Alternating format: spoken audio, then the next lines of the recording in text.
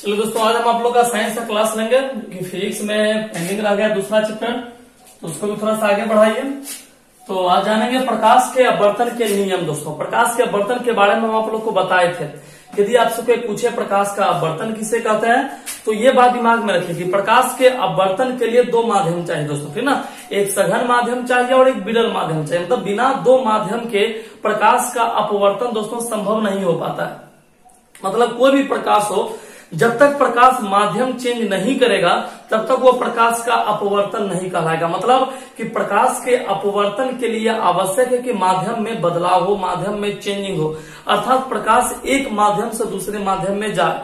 तो यदि आपसे कोई पूछे कि प्रकाश का अपवर्तन किसे कहते हैं, तो आप लोग परिभाषा मेरे हिसाब से याद कर लिए होंगे कि यदि आपसे पूछा प्रकाश का अपवर्तन किसे कहते हैं, तो क्या बोलेगा कि जब प्रकाश एक माध्यम से दूसरी माध्यम में जाता है तो उसकी दिशा में परिवर्तन हो जाता है, ठीक ना। इसी घटना को हम लोग कहते हैं प्रकाश का अपवर्तन। जैसे मान लीजिए कि यदि एक सिक्का को किसी पानी में आप गिराइएगा तो सिक्का पहले हवा माध्यम में था, लेकिन जैसे ही पानी में गया तो माध्यम बदल गया, हवा से गया पानी में। और जब पानी में गया और आप उसको देखते हैं तो देखने के बाद वो आपको पानी में तिरछा दिखाई पड़ता है। मतलब क्यों तिरछा दिखाई पड़ा? क्योंकि उसकी दिशा में परिवर्तन हो गया। तो इसी को हम लोग कहते हैं प्रकाश का अपवर्तन। प्रकाश के अपवर्तन का मतलब ये होता है दोस्तों कि जब कोई प्रकाश एक माध्यम से दूसरे माध्यम में जाती है तो उसकी दिशा में परिवर्तन हो जाता है। इसी घटना को हम लोग प्रकाश का अपवर्तन कहते हैं।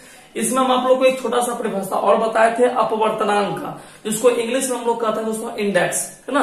यदि आपसे कोई पूछे कि अपवर्तनांक किसे कहते हैं, एक लाइन का परिभाषा बोलिए कि हवा निर्वात माध्यम में प्रकाश की चाल, हवा या निर्वात माध्यम में प्रकाश की चाल और किसी अन्य माध्यम में प्रकाश की चाल के अनुपात को अपवर्तनांक कहते हैं।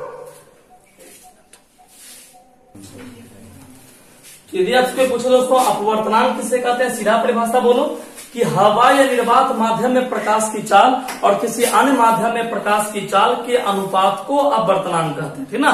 मतलब अपवर्तनांक के लिए क्या गो चाल चाहिए दोस्तों? दो। एक हवा निर्वात माध्यम में प्रकाश की चाल और दूसरा किसी अन्य माध्यम में प्रकाश की चाल। यदि आपसे कोई पूछ लिया ऑब्जेक्टिव में कि हवा में प्रकाश की चाल कितना होता है, या पानी में प्रकाश की चाल कितना होता है, या कांच में प्रकाश की चाल कितना होता है, तो याद रखिएगा यदि आपसे कोई पूछा कि हवा निर्वात में प्रकाश की चाल कितना होता है, तो क्या बोलेगा? 3 लाख किलोमीटर प्रति सेकेंड। यदि आपसे कोई पूछा कि पानी में प्रकाश की चाल कितना होता है, तो 2,25,000 किलोमीटर प्रति सेकेंड। यदि आपसे कोई पूछा कि कांच में प्रकाश की चाल कितना होता है, तो 2 लाख किलोमीटर प्रति सेकेंड। तो ये एक सिस्टम है दोस्तों कि 3 लाख किलोमीटर प्रति सेकेंड या 2,25,000 किलोमीटर प्रति सेकेंड या 2 लाख किलोमीटर प्रति सेकेंड, ये किसी भी माध्यम में प्रकाश की चाल है, ठीक ना। चाहे वो हवा हो, पानी हो या फिर कांच हो दोस्तों। अब इसमें हम आप लोग को बहुत सारा अपवर्तनांक भी दिखाए थे, ठीक ना, जिसको आप लोग को याद करना। जैसे पानी का अपवर्तनांक कितना होता है, हवा का अपवर्तनांक कितना होता है, नमक का अपवर्तनांक कितना होता है, बेंजीन का अपवर्तनांक कितना होता है, कांच का अपवर्तनांक कितना होता है, या फिर हीरा का अपवर्तनांक कितना होता है दोस्तों। तो आपको बहुत सारा अपवर्तनांक भी याद रखना, क्योंकि एग्जाम के दृष्टिकोण से महत्वपूर्ण होता है। कई बार एग्जाम में पूछता भी है ऑब्जेक्टिव के तौर पर दोस्तों। उसके बाद हम आप लोग को बताए थे, जो कि एक बहुत ही महत्वपूर्ण चीज था, कि माध्यम में प्रकाश बदलता कैसे। जैसे हम आप लोग को बताए थे कि यदि प्रकाश विरल माध्यम से सघन माध्यम में आए या प्रकाश सघन माध्यम से विरल माध्यम में जाए, तो हम आपको एक चीज समझा दिए थे कि यदि आपसे कोई पूछे कि सघन माध्यम और विरल माध्यम का मतलब क्या हुआ, तो ये बात दिमाग में रखना है दोस्तों कि हवा जो होता है वह सबसे अधिक विरल माध्यम है। मतलब हवा से विरल कोई दूसरा माध्यम नहीं होता है दोस्तों। और सबसे इंपोर्टेंट, मतलब हवा सबसे अधिक विरल माध्यम है, जबकि हीरा सबसे अधिक सघन माध्यम है। मतलब यदि आपसे पूछे कि एक ऐसे पदार्थ का नाम बताओ जो कि सबसे अधिक विरल है, उसके नीचे कोई विरल होता ही नहीं है, तो आंसर मिलता है दोस्तों हवा। और सबसे अधिक सघन पदार्थ कौन है, तो आंसर मिलता है हीरा। हवा का अपवर्तनांक कितना होता है? 1, और हीरा का अपवर्तनांक कितना होता है? 2.42, ठीक ना।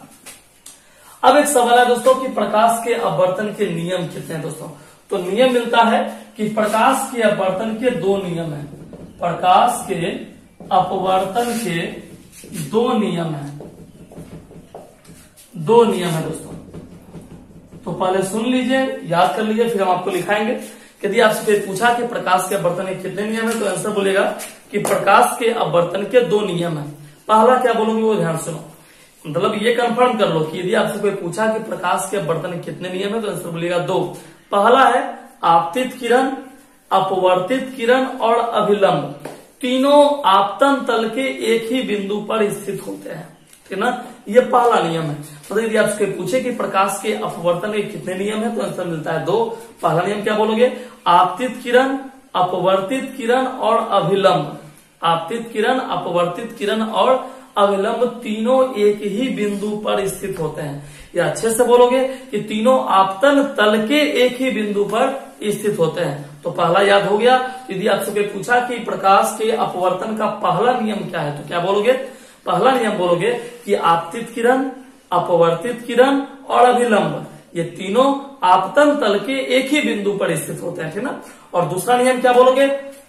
कि किसी विशेष वर्ण के लिए, ठीक ना, किन्हीं दो माध्यमों में, मतलब कोई दो माध्यम, यहाँ पर दिमाग में रखना है कि प्रकाश के अपवर्तन में दो माध्यम होता है, तो किन्हीं दो माध्यम के लिए, ठीक ना, किसी विशेष वर्ण के लिए आपतन कोण की जया। पहली बात दिमाग में रखो, यदि आपसे पूछा कि प्रकाश के अपवर्तन का दूसरा नियम क्या है तो सामान्य भाषा बोलोगे कि किसी विशेष वर्ण के लिए आपतन कोण की जया और अपवर्तन कोण की जया। जया का मतलब होता है दोस्तों, ठीक ना, साइन थीटा, और कोज्या का मतलब होता है कॉस थीटा, ठीक ना। तो ये दिमाग में रखना है। यदि आपसे पूछे कि जया मतलब क्या होता है तो जया को इंग्लिश में बोलते हैं साइन थीटा। आप लोग मैथ में पढ़िएगा sine theta, cos theta, tan theta, तो यहीं पर वही वाला साइन थीटा जिसका हिंदी नाम होता है जया। तो क्या बोलेगा परिभाषा?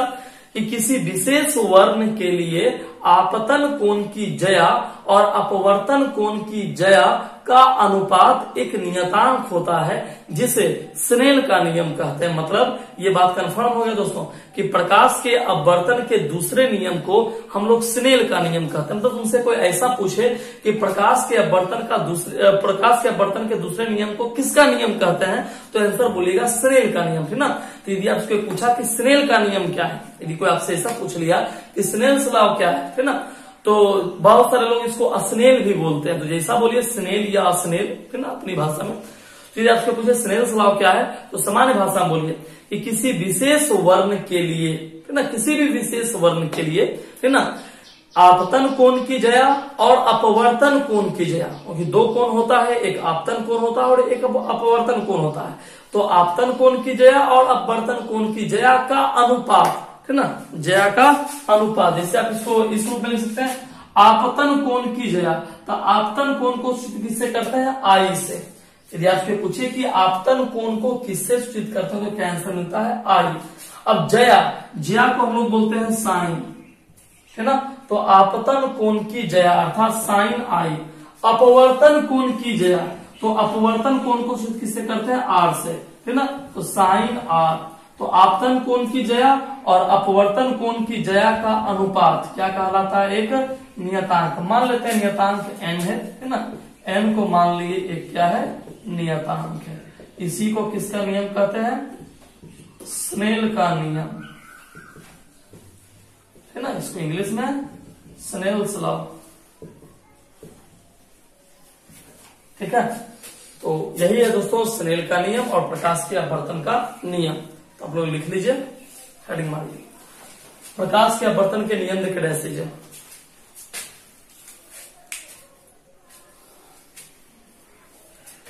प्रकाश के अपवर्तन के नियम देकर डैश दीजिए।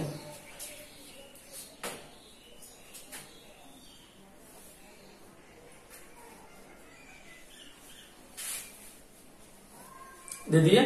चलिए नीचे लाइन लिखिए प्रकाश के अपवर्तन के दो नियम हैं। प्रकाश के अपवर्तन के दो नियम हैं।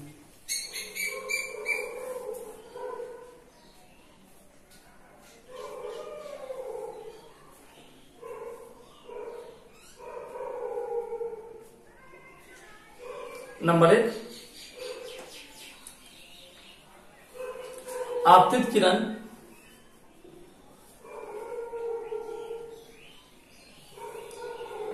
अपवर्तित किरण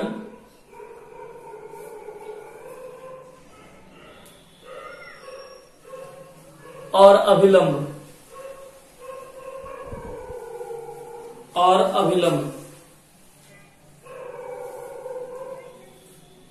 तीनों एक ही समतल में स्थित होते हैं। और दूसरा लिखिए कि नंबर 2 करके लिखे, किन्हीं दो माध्यमों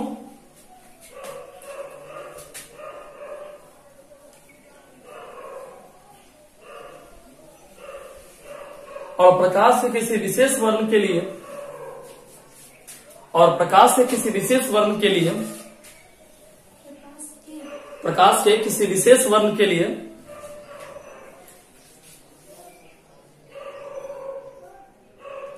आपतन कोण की जया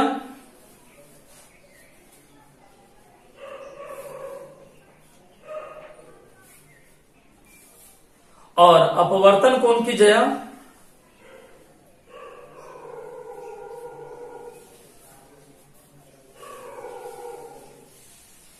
का अनुपात एक नियतांक होता है।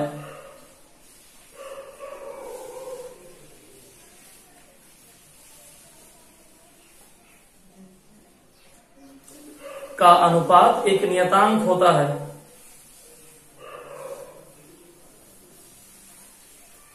जिसे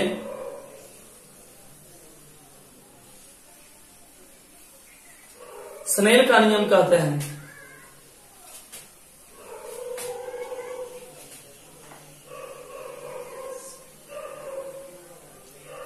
जिसे स्नेल का नियम कहते हैं। नीचे लाइन लिखिएगा, आपतन कोण को आई से सूचित करते हैं।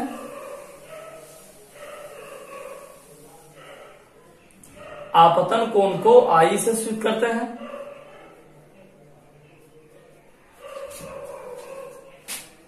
और अपवर्तन कोण को आर से सूचित करते हैं।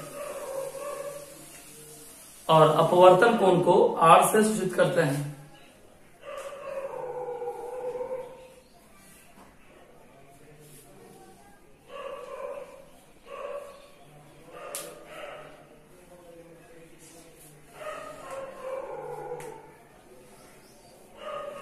इसलिए स्नेल के नियम से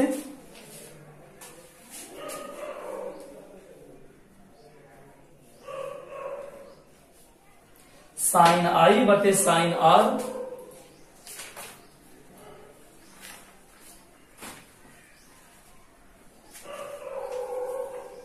साइन आर बराबर एन,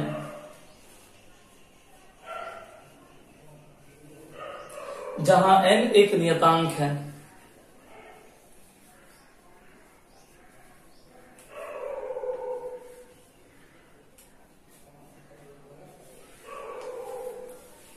चलिए दोस्तों, ये तो हो गया, आप लोग को पता चल गया स्नेल का नियम क्या है, उसको याद रखिएगा अपने भाषा में। अब आपको बताएंगे दोस्तों प्रिज्म के बारे में। प्रिज्म क्या है?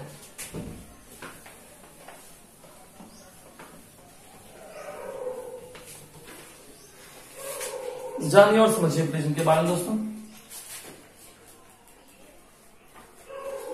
सबसे पहले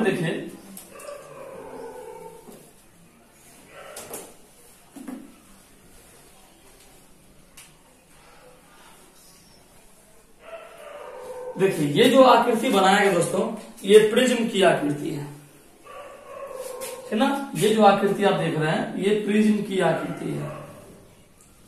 इसको आप समझने के लिए इस रूप से आप प्रदर्शित कर सकते हैं दोस्तों। इसका नाम रख दीजिए A B C D E.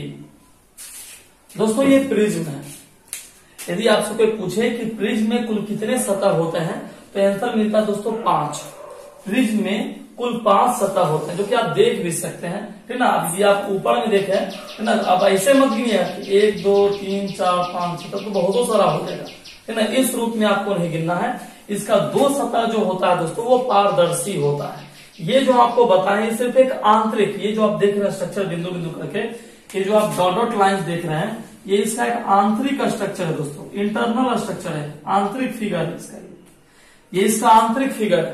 तो इस फिगर पर मत जाना। यदि आपसे पूछे कि प्रिज्म में कुल कितने पारदर्शी सतह होते हैं, तो आंसर मिलता है दोस्तों 2, है ना। क्योंकि ये एक सतह और एक सतह, 2 सतह हुआ। ये नीचे वाला सतह तो नीचे दबा हुआ रहता है दोस्तों, है ना। कुल कितने सतह होते हैं, तो याद रखिए क्या बोलना है, 5। कुल 5 सतह होते हैं। लेकिन हाँ दोस्तों, इसमें खासियत भी होता है। जैसा प्रिज्म आपको, चूंकि इसका जो फिगर बनता है दोस्तों वो 3D में बनता है। ये एक समझने लायक आप लोग को फिगर बस बताए हैं। इसका एक खासियत है। पहला चीज तो ये जाने कि प्रिज्म हम लोग कहते किससे हैं।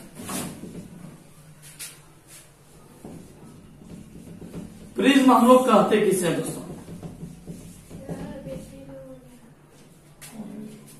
प्रिज्म हम लोग कहते किसे हैं? प्रिज्म का डेफिनेशन है क्या, है ना? तो सबसे पहले ये जानते हैं दोस्तों, यदि आपसे कोई पूछा, चलिए प्रिज्म का आप लोग फिगर समझ लिए, देख लिए हैं। यदि आपसे कोई पूछा प्रिज्म कहते किसे हैं, है ना, प्रिज्म का परिभाषा क्या है, तो सीधा बोलोगे कि किसी कोण पर झुके दो समतल पृष्ठों के बीच घिरे क्षेत्र को हम लोग कहते हैं प्रिज्म। मतलब एक बार फिर ध्यान सुनना, यदि आपसे कोई पूछे प्रिज्म किसे कहते हैं, तो सामान्य परिभाषा बोलिए कि किसी कोण पर झुके, किसी भी कोण पर झुके दो समतल पृष्ठों के बीच, किसी कोण पर झुके दो समतल पृष्ठों के बीच घिरे क्षेत्र को हम लोग क्या कहते हैं? प्रिज्म कहते हैं। तो गौर परिभाषा से अर्थ निकल रहा है कि किसी कोण पर झुके दो समतल पृष्ठ, अर्थात यदि आपसे कोई पूछे कि प्रिज्म में कितने समतल, मतलब प्रिज्म कितने समतल पृष्ठों से झुका होता, तो क्या बोलिएगा? दो। आपके सामने भी है, आपके सामने भी कि प्रिज्म दो समतल पृष्ठों से झुका हुआ होता है, ठीक ना?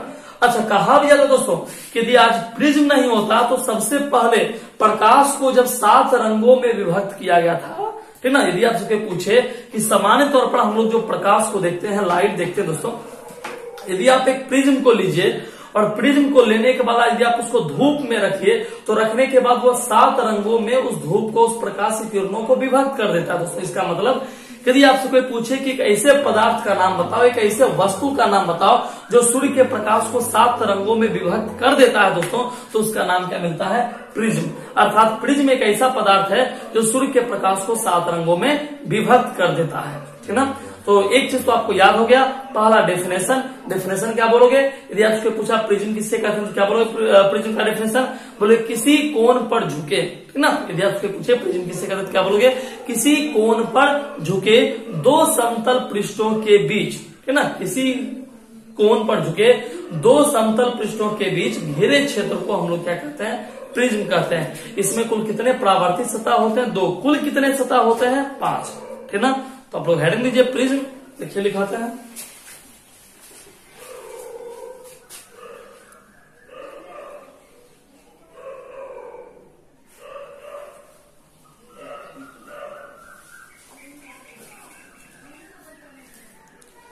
लिखिए दोस्तों, प्रिज्म देके डैश दीजिए और लिखिए, लिखिए किसी कोण पर झुके, किसी कोण पर झुके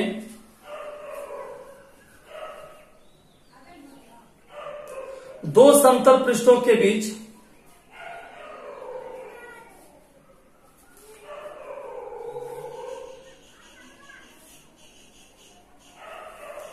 दो समतल पृष्ठों के बीच घिरे किसी पारदर्शी माध्यम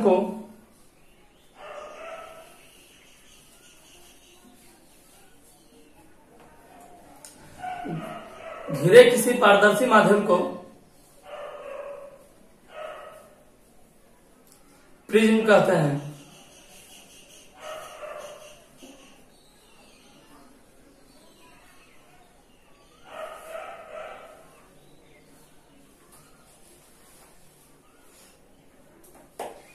लिख लिया, नीचे लिखिए दोस्तों। नीचे में पहले इस फिगर को आप लोग उतार लीजिए।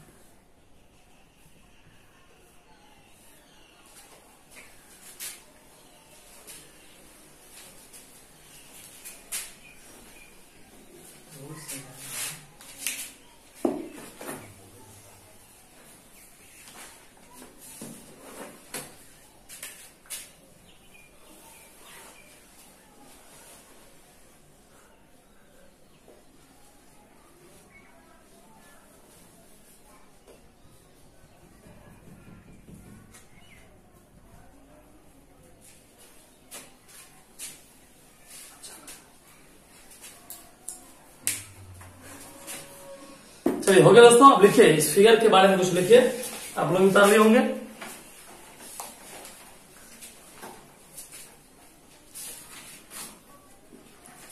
लिखिए अपवर्तक पृष्ठ देखे डैश दीजिए। अपवर्तक पृष्ठ देखे डैश दीजिए।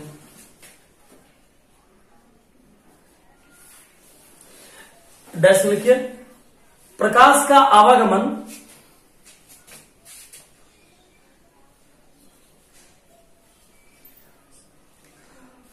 आवागमन जिन पृष्ठों के द्वारा होता है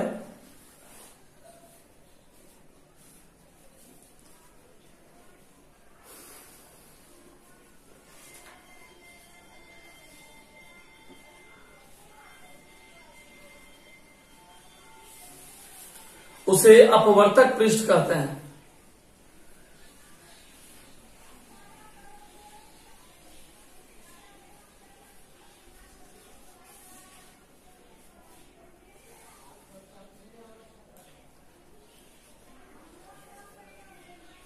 नीचे प्रिज्म का कोण देके डैश दीजिए। प्रिज्म का कोण देके डैश दीजिए।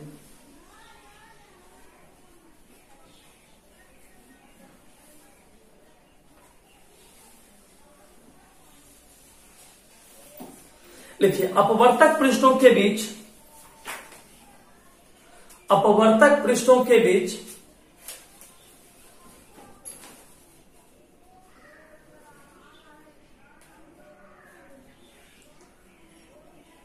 बने कोण को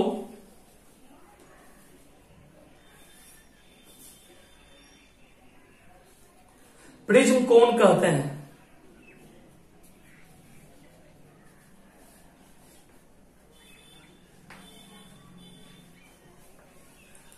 नीचे प्रिज्म का आधार देके डैश दीजिए।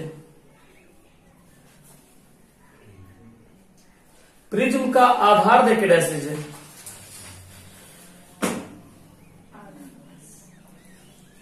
लिखिए अपवर्तक कोण के सामने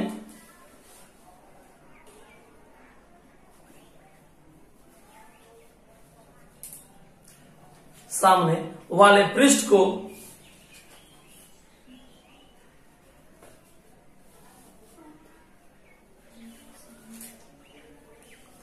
प्रिज्म का आधार कहते हैं।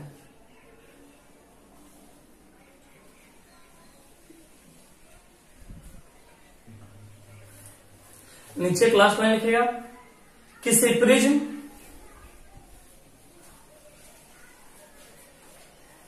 प्रिज्म का अपवर्तक कोण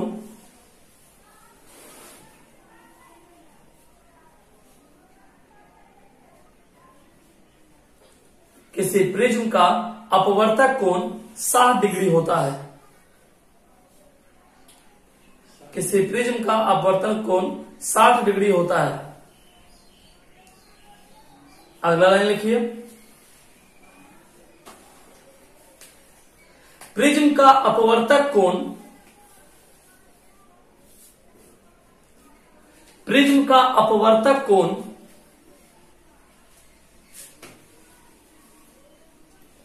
अधिक होने पर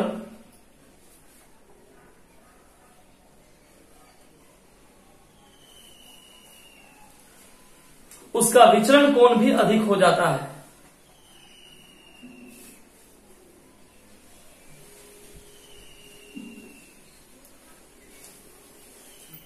अधिक हो जाता है। चलिए ये टॉपिक हो गया दोस्तों।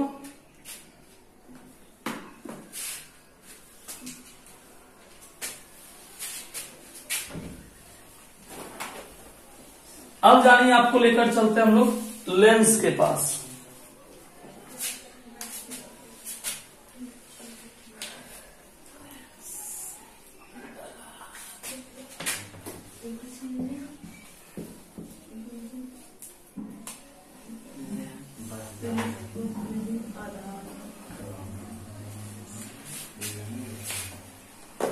अब दोस्तों जानिए लेंस, है ना। लेंस क्या है, लेंस कहते किसे हैं, तो इसके बारे में पहले जानिए और समझिए दोस्तों कि आखिर लेंस कहते किसे, लेंस का मतलब होता क्या है। अच्छा एक चीज गौर करो दोस्तों, जब हम लोग लेंस के बारे में पढ़ते हैं तो कभी आप लोग अपने जीवन में कभी लेंस देखे हैं? देखे ही होंगे, कहीं देखे ना देखे, लेकिन भगवान आपको खुद देकर भेजता है लेंस।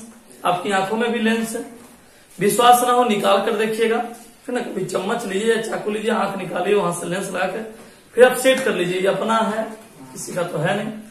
लेकिन हाँ दोस्तों, आप कई बार लेंस देखे होंगे। अच्छा, लेंस का पता आपकी आंखों में कैसे चलता है वो आप गौर कीजिए। आप कभी एक दूसरे की आंखों को देखिए, है ना। बीच सड़क पर मत देखिए, नहीं तो मार भी खा सकते हैं इस चक्कर में, है ना। लेकिन हाँ, कभी आप एक दूसरे की आंखों को देखिए तो आपको बिल्कुल उसकी आंखों को आप गौर से देखिए तो आपको उसकी आंखों में अपना चेहरा नजर आएगा। थोड़ा बातें फिल्मी है, क्या कीजिएगा। नहीं विश्वास आप ट्राई कर सकते हैं एक दूसरे में ही, है ना। हाँ, अब आप गौर से मेरा ही मत देखिए। चलिए ठीक। तो एक सवाल है दोस्तों कि यदि आप किसी की आंखों को आप गौर से देखते हैं तो यदि आप गौर देखें ठीक बीचों बीच में जो काला वाला भाग है उसके ठीक बीच में आपको आपका चेहरा नजर आएगा। गौर कीजिए, अब चेहरा नजर आएगा तो ये आप देखिए बड़ा आश्चर्यजनक बात है। एक तो आप उस आदमी को देख रहे हैं, है ना, और दूसरा कि उस आदमी में भी आप अपने आप को ही देख रहे हैं। और ये संभव है सिर्फ लेंस के वजह से दोस्तों, है ना।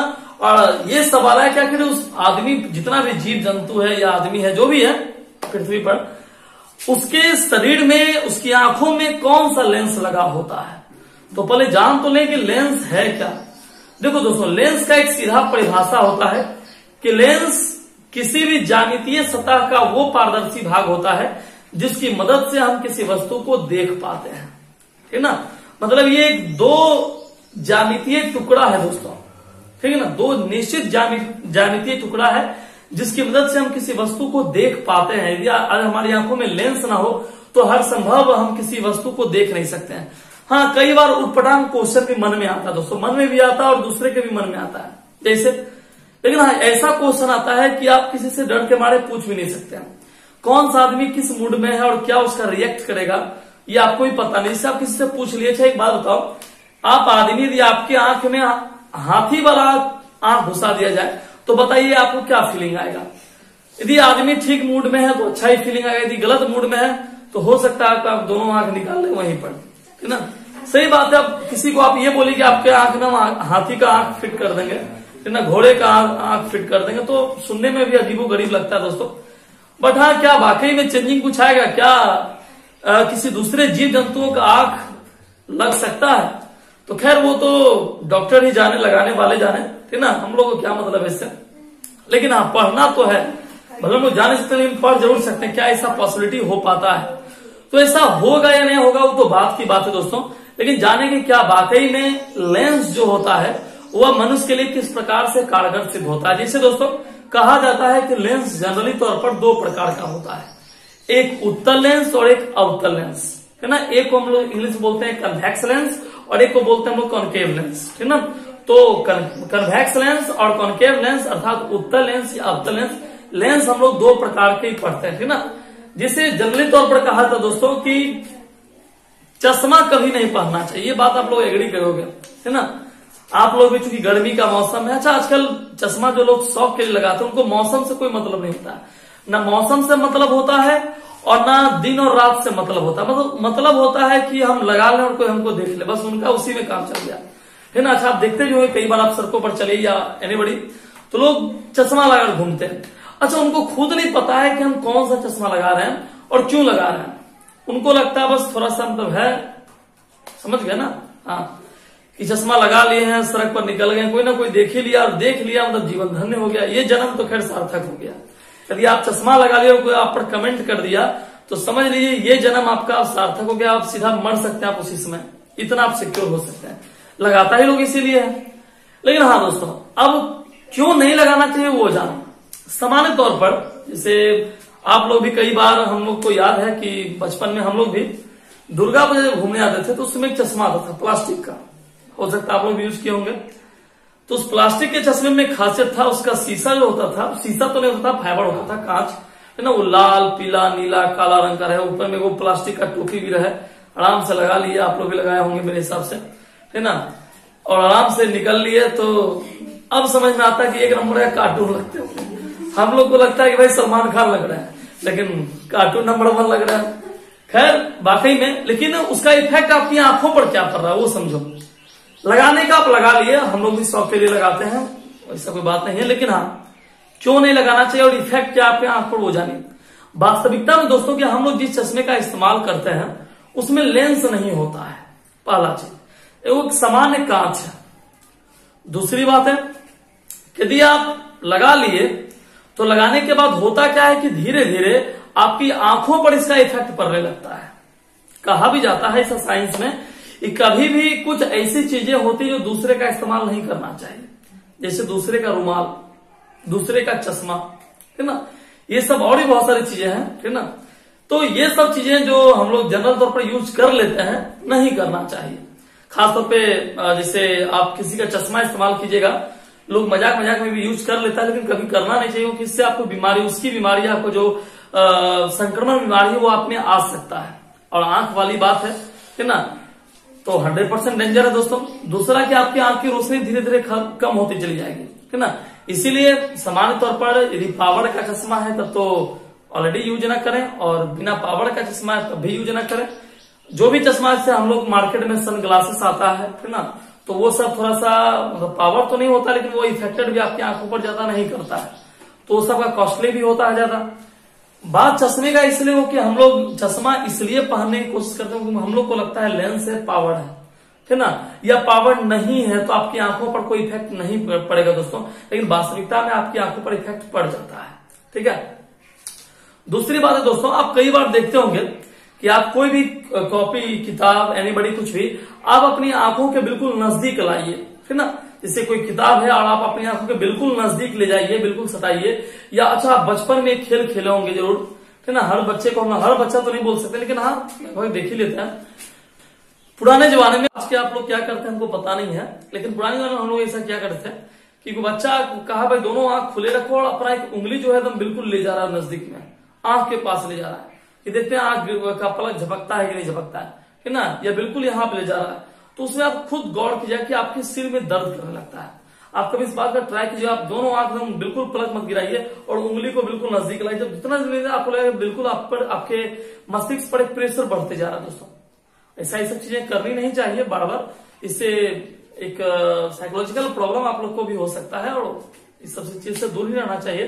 जैसे पुराने जमाने में कहावत था, बच्चा लोग करता था कि एकदम कि सिर पर रगड़िए उंगली से तो शंकर भगवान पर दर्शन देंगे, है ना। तो भगवान जी दर्शन दे ना दे, लेकिन हाँ जो दूसरा चीज दर्शन देगा वो जीवन में कभी हटेगा नहीं दोस्तों, है ना।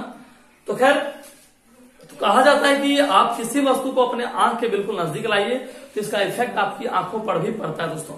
इसीलिए कहा जाता है कि लेंस जो सामान्य तौर पर जो हम लोग लेंस का इस्तेमाल करते हैं, है ना, वह 2 लेंस का इस्तेमाल करते हैं, एक उत्तल लेंस और एक अवतल लेंस दोस्तों, ठीक है। तो रहने दीजिए, अब आप लोग का क्लास आगे अगले दिन लेंगे।